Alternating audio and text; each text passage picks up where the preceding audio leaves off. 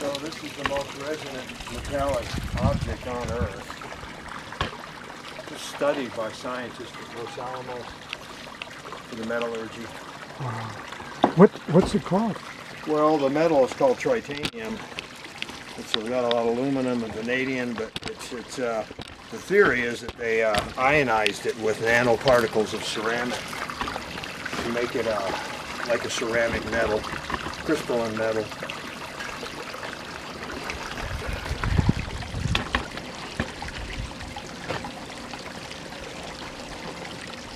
But we just call it the cosmic gong, a century beacon. It's the holosonic disc. It's got different names.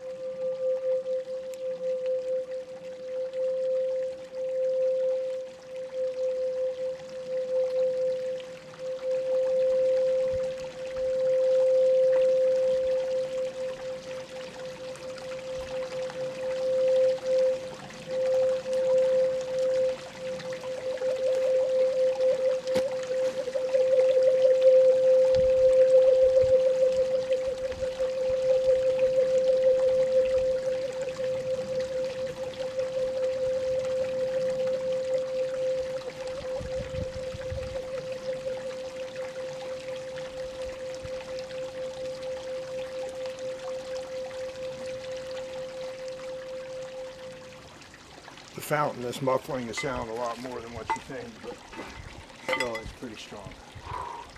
Yeah, that's an amazing thing.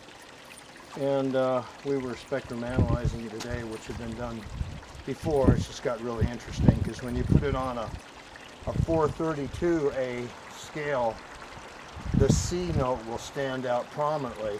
But if you put it in different scales like 438 or 440, the embedded frequencies pop out, and which is D, E, and F. Those are the three frequencies. But there's a D2 and an F3, an F4, and a C3 and a C4. Wow, Yeah. Nice. Oh, and there's E. Yeah, if you put it into 432, it goes straight and emphasizes the middle C, but then it also shows the E that it doesn't show if you put it in different scales.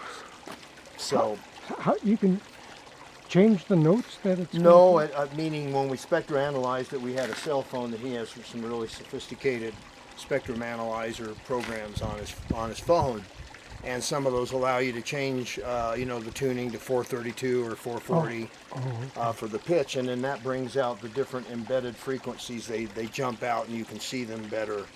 Whereas when it was first analyzed in the Fisk Planetarium with their spectrum analyzers with crystal microphones and all this stuff, they found all the embedded frequencies, and at Los Alamos too. But so the D and E were real clear. But we found them on one of the scales this morning. That was interesting because my little program I have loaded on my cell phone wouldn't do that. Well, how is it like to get the chord, like the first, third, and fifth? Well, they're embedded harmonic frequencies that are just bedded into the primary tone. So like when the amplitude is high and you first ring it, the lower frequency, which is like F3 at 173.5 hertz, that's real strong, and that jumps out. And when you're in the 440 tuning on your spectrum analyzer, but then as it starts to diminish in resonance, the higher frequencies jump out. So, and that's what's interesting about it is that, you know, but it has a sine wave that is the most, it's the finest sine wave that they have on record anywhere in the world in any laboratory. They can be produced acoustically. Of course, electronically, you know, they can produce it. This has the finest sine wave of any acoustic resonant device they have on any file in the world, because they checked at the Fisk Planetarium. They checked with all the major facilities in the world to see what the ranges were for, or the signatures were for their sine wave.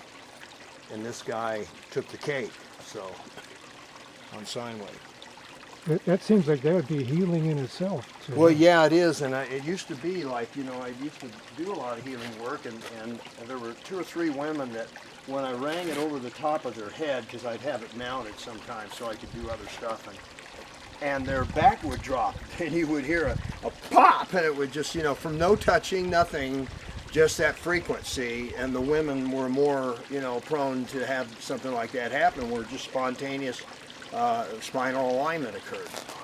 Yeah. And then a lot of people are, you know, clairsentient or have natural synesthetic consciousness, and they see color when they hear sound. And so green is a very prominent, because the middle C, which is, again, it's a few hertz actually under regular international tuning, which is very interesting, because the object isn't made to be a sound device. It's an attitudinal control motor. It's an orbital gyro device. But yet at the same time, the way it was engineered, it has those harmonics, you know, that are according to scale. Actually, Bode's law more, you know.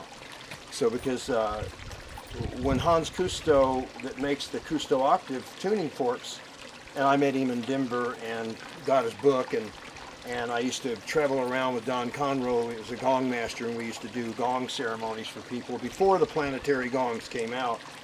And I gave him Hans Cousteau's work, and he went to Switzerland because he went there all the time. And he met Hans Cousteau, and he drugged him over to meet the custom gong maker for Paiste. And the guy lives in a castle in Liechtenstein, and he built 44 of the planetary gongs based on the cosmic octave, which is Bode's law applied with all the newest distances of the planets from NASA. So it's called the Cousteau octave, or the planetary octaves. And then we eventually got some gongs. They were up in Montana before the Black Ops got me. And we had a 42-inch sun gong and a 36-inch earth gong and a 26-inch precession gong. And but they're not like regular concert gongs. And the guy that made them from Paiste was a genius, how he figured out how to make a completely new instrument that has dissonant resonance. And they just go and go, and there's all these harmonic frequencies you don't see in concert gongs, because we used to do our ceremonies with the concert gongs, or the Paiste concert gong, and they're just not eventful compared to the planetary gongs, you know, which are very expensive. But there's more and more people that have gotten them, and you have to get like on a 6 months waiting list just to get a 48-inch, but you got to be on a year, and they make them up to 6 feet wide. And you can go to YouTube and you can look for planetary gongs, and you'll see all the rich guys showing their big gongs, you know, which are pretty amazing instruments, because you barely hit them with the striker, and it's like it opens up a portal, you know, to the universe. It's pretty cool. But we've played this with, you know, crystal bowls, Tibetan bowls a lot, and digis, and just doing a lot of droning with it, and a lot of toning with our voice. Wow. I've got a program on my laptop. It's called ProSay, and it's awesome. And I can get it to resonate through my Logitech speakers, and it sounds just like that disc. And I can walk around in the room and get all these things going. And it's got sweeps and binaural. You can split the hemispheres on it, and it's a really cool It was made to go into the turbosonic, which is one of the gravity exercisers, you know, they have that vibrate, except it's with speakers. It's transducers instead of the mechanical things.